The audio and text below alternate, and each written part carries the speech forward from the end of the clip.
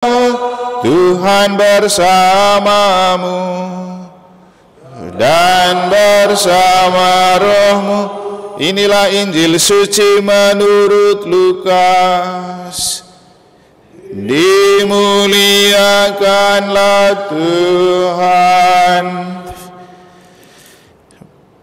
Pada hari Sabat sesudah Yesus dimakamkan, dua orang dari murid-murid Yesus pergi ke sebuah kampung bernama Emmaus yang terletak kira-kira 7 mil jauhnya dari Yerusalem, dan mereka bercakap-cakap tentang segala sesuatu yang telah terjadi. Ketika mereka sedang bercakap-cakap dan bertukar pikiran, datanglah Yesus sendiri mendekati mereka lalu berjalan bersama-sama dengan mereka.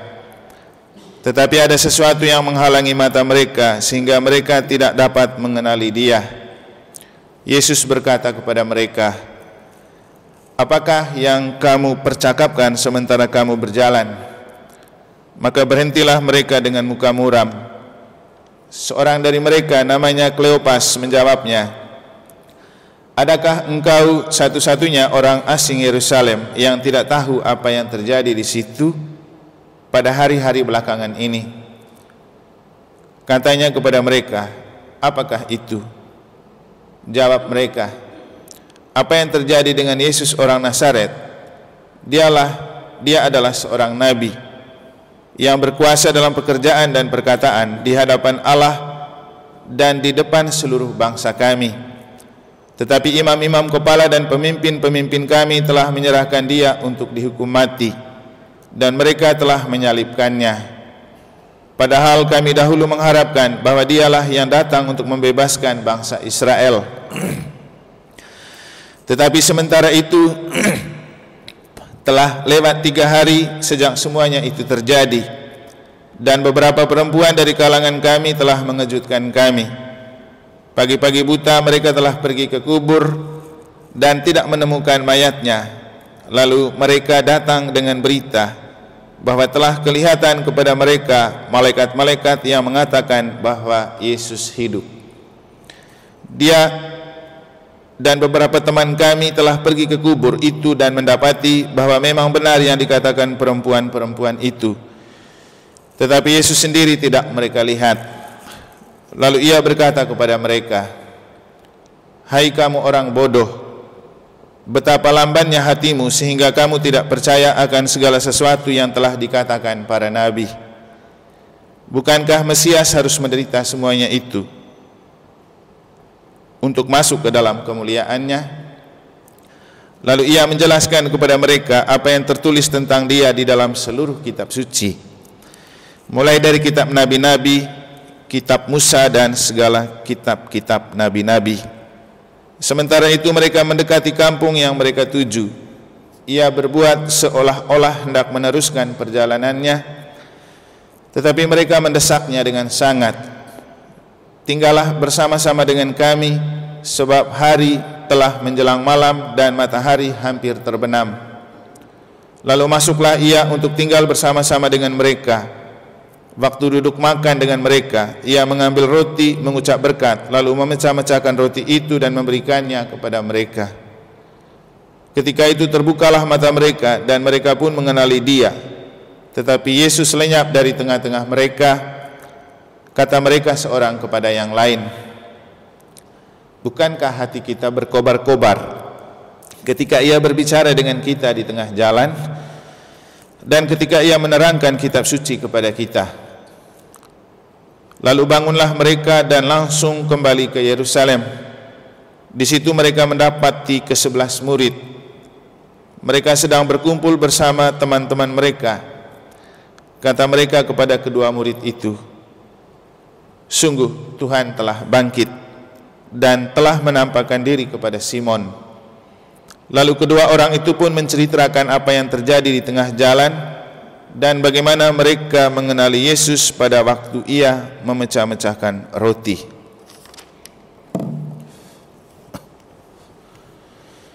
Demikianlah sabda Tuhan. Terpujilah Kristus. para suster, Bapak Ibu, saudara-saudari, adik-adik dan anak-anak sekalian yang saya kasihi dalam Tuhan Yesus yang telah bangkit. Berjalan berdua itu selalu mengasihkan. Tetapi tingkat keasikan perjalanan berdua itu ditentukan oleh situasi dan kondisi. Kalau orang berjalan berduaan dengan sama-sama sedang jatuh cinta, pasti terasa sangat mengasihkan. Bahkan perjalanan jauh pun menjadi tidak terasa. Tapi kalau yang berjalan berdua itu salah satunya sedang patah hati, ya, mungkin kurang mengasihkan. Karena kadang-kadang kalau memilih berjalan berdua dengan orang lain saat kita sedang patah hati, mungkin itu hanya sebuah pelampiasan atau pelarian, dan tingkat keasikannya agak kurang. Demikian juga apalagi kalau yang berjalan berdua itu orang yang sedang sama-sama patah hati, pasti perjalanan itu walaupun bersama terasa hampa karena hati masih belum tenang. Jadi bayangkan orang yang berjalan sama-sama hatinya lagi patah hati. Kita mungkin pernah punya pengalaman masing-masing berjalan berdua, entah karena sama-sama lagi jatuh hati, entah karena salah satunya patah hati atau keduanya sama-sama patah hati. Tetapi yang namanya berjalan berdua itu pasti selalu mengasihkan. Tapi kadang-kadang dalam hidup ada orang yang merasa asik ketika berjalan dengan pasangan orang lain. Tapi kalau kita bisa jalan dengan pasangan kita, itu pasti sangat mengasihkan. Bukan hanya kita yang kelihatan asik, bukan hanya kita yang menikmati keasikan, tapi orang yang melihat itu pasti melihat asik juga. Kadang-kadang ada pasangan-pasangan tertentu yang ngiler gitu melihat, coba kalau kayak mereka ya, ke gereja berdua terus, kemana-mana berdua terus. Kapan saya punya suami atau istri mau berjalan berdua? Jadi kadang-kadang orang susah menemukan berjalan berdua bersama pasangan. Tapi dalam kegelapan mungkin berjalan bersama pasangan lain lebih mengasihkan. Nah, kalau seperti ini kan mengalami kematian cinta itu. Kalau orang punya cinta pasti dia akan menikmati perjalanan berdua yang memang sedang sama-sama jatuh cinta. Nah, dua orang murid ke Emmaus ini adalah dua murid yang berjalan dalam kondisi sedang patah hati. Keduanya sama-sama patah hati karena kehilangan Yesus yang mereka cintai dan mencintai mereka. Maka memang perasaan mereka pasti galau dan gampang marah. Nah, itulah kenapa ketika Yesus menghampiri mereka, menyapa mereka, berbicara kepada mereka, langsung mereka gas gitu. Kau ini bodoh sekali. Kau tidak tahu apa yang terjadi seputaran hari-hari ini di Galilea. Apa itu? Itu tuh tentang Mesias yang bangkit. Padahal yang omong ini Yesus.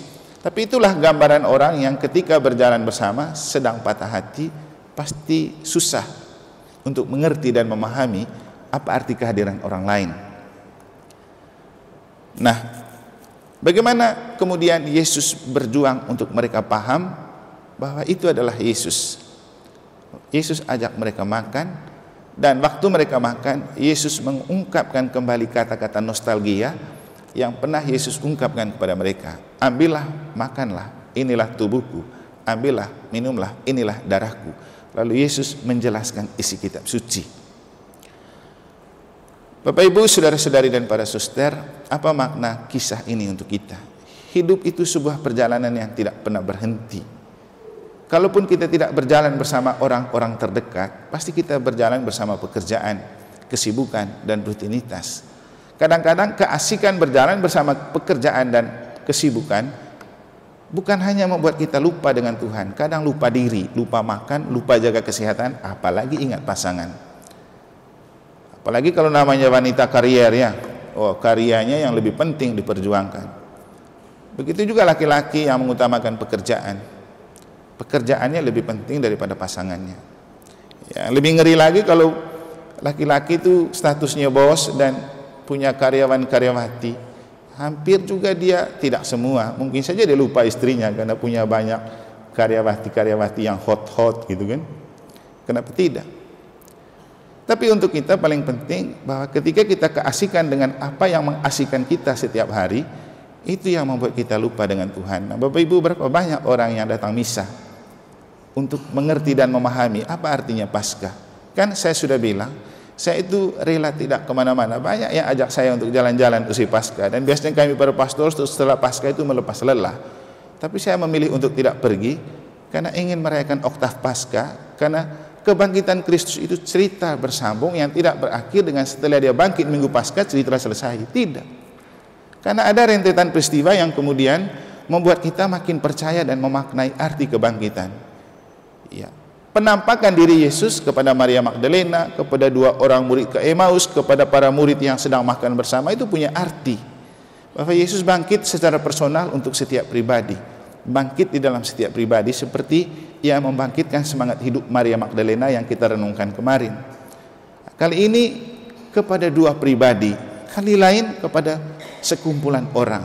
Jadi kalau bicara gereja sinodal memang mulai dari bangkit di dalam diri, bangkit bersama orang yang ada dekat dengan kita, lalu bersama-sama. Tanpa itu tidak akan pernah. Maka tidak mungkin ada semangat baru dan transformasi karena kebangkitan Kristus kalau kita tidak mengikuti rentetan dari perayaan Paskah yang kita rayakan selama oktav Paskah. Jadi Bapak Ibu, di mana Anda cari bisa menemukan pastor yang menjelaskan sedetil-detilnya makna kitab suci selama oktav Paskah? Ya, bukan untuk membanggakan dan menghebatkan diri. Coba cek di paroki lain, adakah mereka rutin melaksanakan oktav Paskah ini? Dengan umat dipersilakan datang begitu banyak. Tapi sayang sekali umat di negara yang tidak memanfaatkan ini, lebih asik dengan pekerjaan, lebih asik dengan apa saja yang mengasikkan. Tapi itu yang membuat Paskah itu tidak ada gunanya untuk kita. Jadi lagi-lagi 2 orang murid ini sudah lama hidup bersama Yesus. Mereka sudah tahu Yesus itu, mereka sudah tahu ajaran Yesus, mereka juga sudah tahu Yesus bilang nanti saya akan bangkit pada hari ketiga. Tapi mereka tidak paham. Seringkali saya bilang apa yang kita tahu tanpa kita paham itu tidak ada gunanya, karena pengetahuan dan pemahaman itu beda. Anda tahu Anda punya pasangan, tapi kalau tidak paham dengan pasangan, Anda pasti tidak akan pernah bahagia, karena selalu mempersoalkan kekurangan-kekurangan pasangan. Tapi kalau sudah saling paham, ya, bahwa itu adalah kekurangannya, itu adalah masalahnya. Jadi kadang-kadang kita menemukan masalah itu untuk dipermasalahkan, bukan untuk dipahami. Padahal ketika kita tahu ada masalah, kita perlu paham dengan masalah itu supaya cepat keluar dari masalah. Tapi seringkali kita punya masalah, yang terjadi salah paham, lalu masalah kecil jadi lebih besar, dan itu yang kemudian menciptakan persoalan yang lebih besar. Jadi ketidakpahaman dan kesalahpahaman. Demikian juga iman akan kebangkitan Yesus. Jadi lagi-lagi tidak berakhir pada kita merayakan Paskah. Itu tidak ada gunanya. Tapi justru kita bawa kebangkitan itu pada hidup yang konkret. Tapi tidak pernah kita mengalami itu kalau kita tidak datang misa. Seperti 2 orang murid ke Emmaus baru paham itu Yesus dan apa artinya ketika mereka ikut memecah-mecahkan roti dalam sebuah perjamuan bersama Yesus. Itulah gunanya misa selama oktav Paskah, Bapak Ibu. Jadi berbahagialah Anda yang selalu rajin dan datang, dan jaga terus kebiasaan ini sampai dengan hari Sabtu. Karena semua cerita kitab suci pada oktav Paskah berkesinambungan dan berguna untuk kita betul-betul paham arti kebangkitan Kristus. Akhirnya saya merasa beruntung hari ini saya diajak oleh Bapak dan Mama Oi setelah saya olahraga sore pergi berkat mereka punya kios di pasar Lelateng. Apa yang saya renungkan? Tidak pernah seorang berjubah datang di pasar Lelateng untuk memberkati pasar. Tapi saya pernah ke sana hari ini justru pada saat oktav Paskah dan baru merayakan Paskah. Itu kan cara Tuhan memberikan kesaksian tentang kebangkitan di pasar. Bahwa Yesus itu bangkit, perlu bangkit di pasar juga. Bukan hanya di gereja. Jadi inilah beberapa konsep dan pemahaman yang lagi-lagi Bapak Ibu tidak akan pernah kita paham kalau kita tidak misa. Saya sendiri memahami kitab suci bukan karena belajar lama di seminari tinggi, tapi karena sering merenungkan kitab suci untuk khotbah, untuk misa, baru saya paham apa artinya pesan Tuhan untuk saya. Semoga Tuhan memberkati kita.